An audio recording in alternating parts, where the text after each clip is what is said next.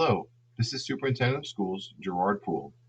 Our instructional team has been busy preparing for distance learning by reinventing, reimagining, and rethinking how students might learn and how we may teach in an effective way while students are not in school and they are learning at home with a lot of support from you, our parents.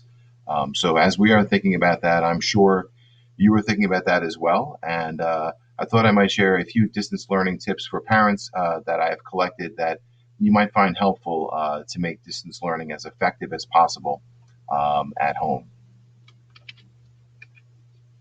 Hopefully, these tips may help you have a few more smiles, like the photo on the right, as opposed to some experiences that look a little more like the photo on the left. But please know that things are going great or things are not going so great at home. We want to know, we want to hear from you, and I know that we can help you through some of the challenges. So please do reach out. One of the things that might be helpful at home is to give students some control over distance learning and empower them by putting them in charge of some aspects of distance learning. One might be to allow your children to look around the house for the spot that they might be most comfortable learning. Let them select that spot and work with you to determine where that might be. Might be a good idea to predetermine a quiet spot for learning. If you have more than one child, they may not always want to work at the same table together. I may also have them help you gather the resources that they need for learning, whether it's a calculator or pencils or rulers or whatever that may be. Let them help find those resources, organize them, and set them up. Another tip might be that at the start of the day, to have them think about what their goals for learning are for the day, and then at the end of the day, have them reflect on how they did toward the goals that they set up. What helped them succeed? What was an obstacle? Let them think about that and write that down as well. Our schools, whether it's an elementary school or the high school, are full of routines and structures.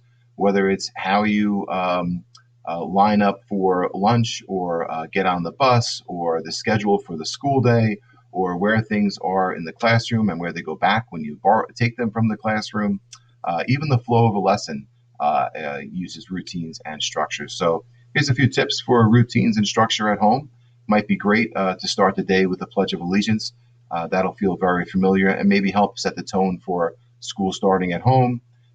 Maybe packing a lunch in the morning like you maybe have done regularly and having that lunch ready for when it is lunchtime on the schedule. Lots of elementary classrooms hold morning meetings, maybe a morning meeting for your students, a little bit of a get together on going over what the day is going to be like, and then letting the students, your children, create a schedule for their days. Might be a nice idea for them to take some ownership, but also have a schedule and a routine. This slide does not need a lot of description.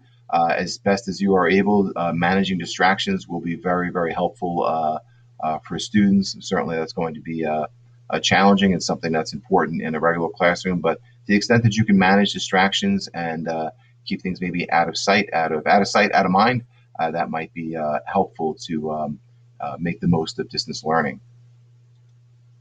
And then finally, really, we do these things in school where students do get breaks, chances to stand up, stretch, exercise, we'll work with a group of students, able to stay hydrated.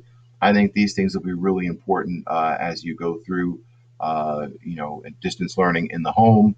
Will help students with their stamina as well. And I think for parents as well, taking a few breaks, making sure that you stay hydrated, will certainly help you with stamina as well. So please know that we are here for help and support. We do want to hear from you how things are going, and reach out at any time for any support with distance learning at home. And I do hope that some or all or a few of these tips might be helpful for you at home. Thank you.